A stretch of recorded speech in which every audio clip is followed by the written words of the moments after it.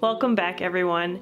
Today I'm going to take you along on a day of cozy winter homemaking here at the cottage.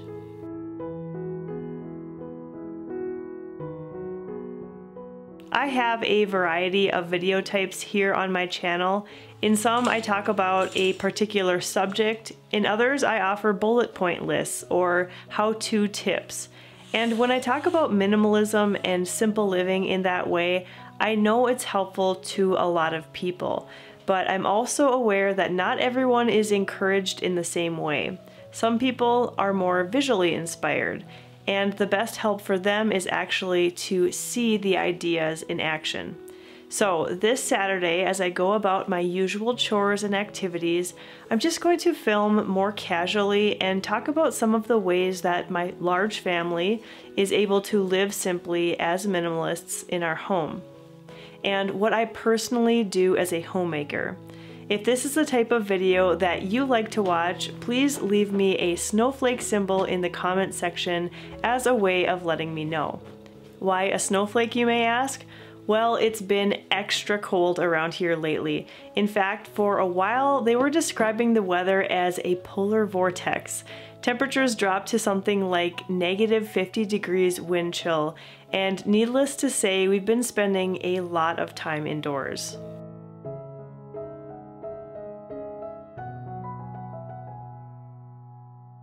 With the Christmas decorations put away, I have more of a winter display going on, which you will see touches of throughout this video. It always feels a little empty when that festive decor comes down and the rooms have more of a bare look to them, but I also kind of like that fresh slate.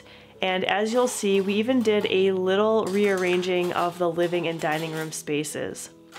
The first steps in my day are always the making of the beds, followed by putting away the clean and dry dishes from the night before, so that the kitchen is all ready for another day of efficient work.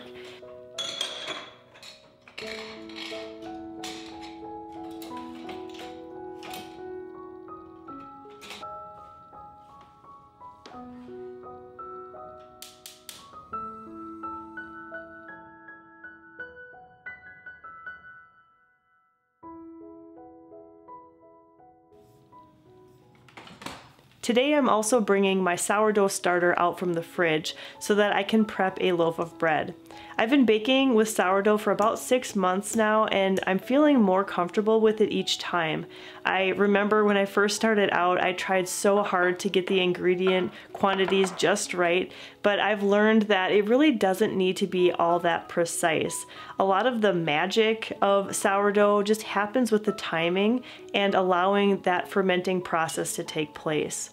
The loaf that I'm going to be working on today is more of a fast track variety where everything from feeding the starter to baking is done in one day. This isn't the most common method, and I'll admit it isn't my preference, but I wanted to have bread with our dinner tonight and I haven't yet prepped the dough, so fast-tracked bread it is. Saturdays also happen to be the day that I focus on getting all of the family laundry done. For our household, this is the system that I've found to be the most efficient. The hampers are all gathered and brought to the laundry area, and I don't bother with sorting of clothes. Instead, I just make sure that I am constantly turning the loads over throughout the day.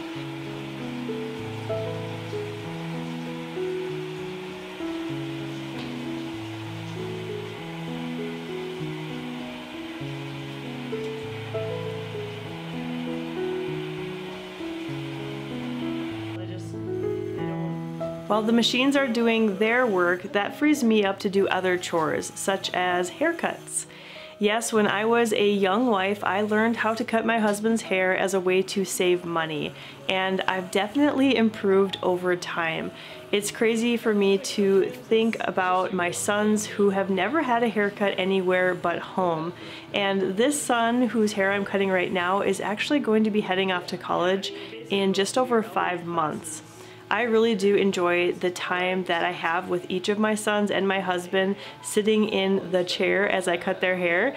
And I know it's sort of cliche, but it's true what they say, that you really can have some great conversations with your hairdresser.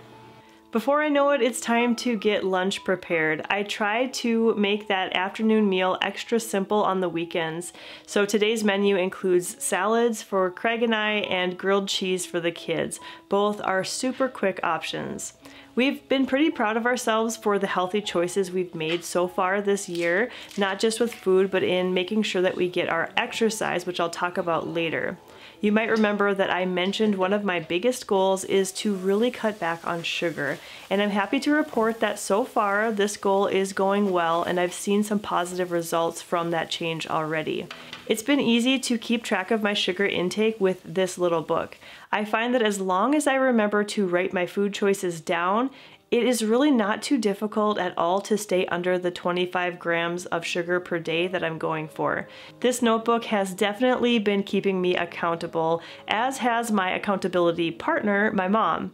It's been fun to compare notes with her about different meals we've tried and healthy snack options.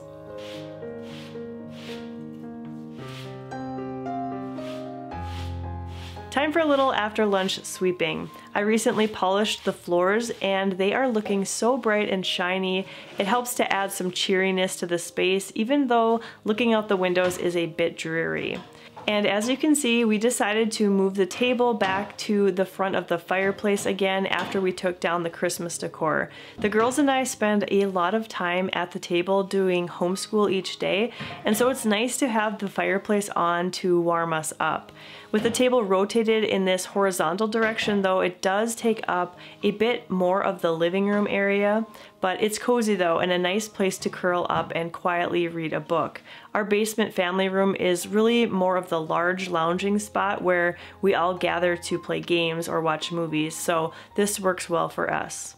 I get questions or comments pretty often about the lack of wall decor that we have on our main level, especially in the living spaces, and yes, that is true, but it's also intentional. When we were designing our simple home, we added in a ton of large windows. Not only do they let in a gorgeous amount of natural light, they also provide what I consider to be an ever-changing art installation. Each season is a little bit different. Green and lush in the spring and summer, golds, reds, and browns in the fall, and in the winter, well, the bare trees are very pretty when they are covered in snow and ice. The one art piece that I have up right now is one of my absolute favorites, this sweet painting of ice skaters on a pond. I think it's just so charming. You may have also noticed a new piece of furniture over in the corner here. This is something that I received from my grandparents' estate after my grandma passed away last year. This little desk was very special to her as it was her brother's art and writing spot. He was killed in World War II as a young man. We may eventually refinish the outside, but I love the patina of the inside. I want to start using this little desk this winter to do some doodling of my own, and this corner is the perfect spot with a great view of the outdoors and the bird feeder.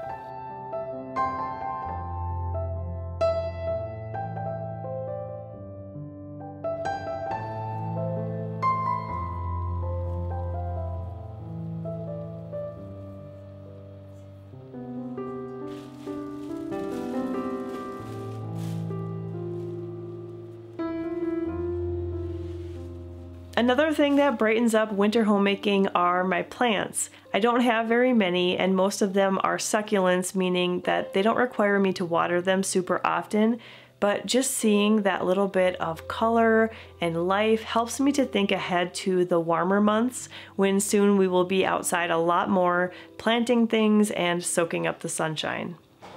I've gotten into the habit of washing the lunchtime dishes on the weekends. Typically throughout the week, I will just rinse any breakfast or lunch dishes that are used and keep them in the sink until after dinner time and then do one big wash of everything. But I've found that on the weekends when all 7 of us are home eating all of our meals here, even lunchtime creates quite a bit that needs to be washed. And it really is pretty quick work to just get them cleaned up. They are dry by dinner time, and often I can just pull the plates and silverware from the drying rack to use for our evening meal. Throughout this entire day, I've had laundry going, and each time something comes out of the dryer, I lay it all flat so that I can fold it all at one time once everything is washed and dried.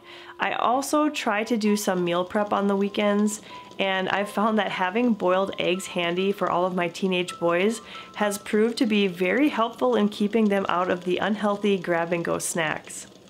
When it comes to laundry, I know that everyone has their own theories and opinions about what system works best for them. I have tried the one load a day method and it just doesn't work well for us. It feels like there's always too much background noise and just an extra hassle to me. And doing everything on one day, as I mentioned earlier, has really helped to streamline things, especially if I'm able to do it on a Saturday or Sunday when I'm at home basically the entire day. I'd say on an average laundry day, we have about 4 to 6 loads to wash and dry. And people have commented to me that their washing machine takes an hour and a half or even longer for one load, and so they don't understand how I can get everything done in one day. I'm not sure, but we must have a faster, more heavy-duty machine because our wash cycle is only about 40 minutes and drying takes about an hour. Then when everything is finished, I will put on an audiobook or a YouTube video and just knock out all of the folding in about 40 to 45 minutes and then put everything away immediately after. I know that we have plenty of clothes to last us an entire week, so once this chore is done, I can put it out of my mind until the following Saturday, which is great because there are plenty of other things to put my energy and focus toward. One such thing is exercising. Craig and I both have been working on being more intentional with fitness. Now again, here in the winters, it can be pretty brutal outside, and in years past, we would probably just hibernate indoors and make excuses about not being able to exercise as much. But I'm happy to report that since January 1st, we have been active every single day in one way or another. Our favorite thing to do, of course, is to get outside for a walk or a jog, but when it's 50 below wind chill, we've had to improvise. We've discovered that we can use our multi-story house to our advantage by walking up and down the stairs multiple times. It really gets the heart rate up, let me tell you. We also do a little bit of free weightlifting, and it has actually been great to feel productive in that way.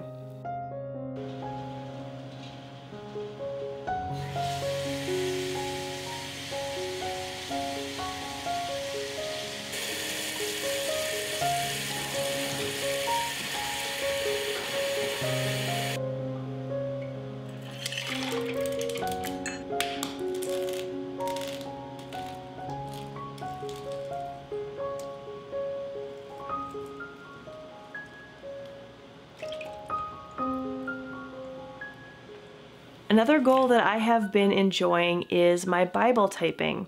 I found a really neat website that will read the Bible verses to me, and after I've listened to them once through, I will put on some calming music and type them out. I try to type about 2 chapters a day, or at least 1 chapter if I'm particularly busy.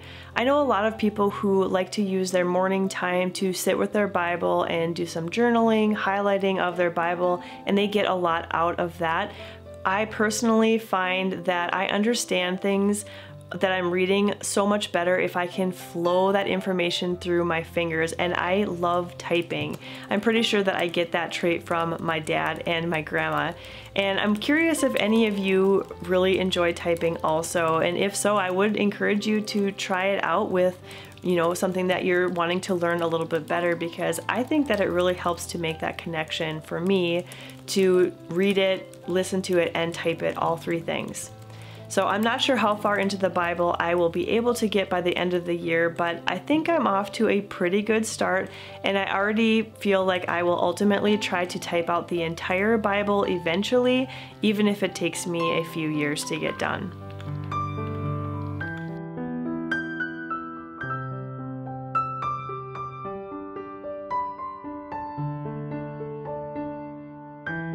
Near the end of the day, the family got a little busy with various things and I didn't do any more filming, but I did take a quick video of our dinner. Lots of veggies, chicken, and of course that sourdough that I was working on throughout the day. warm, cozy comfort food on this chilly winter evening. I hope you enjoyed getting a glimpse into a day in my life as a minimalist homemaker. Thank you so much for watching today, and I hope that you'll stop back again really soon.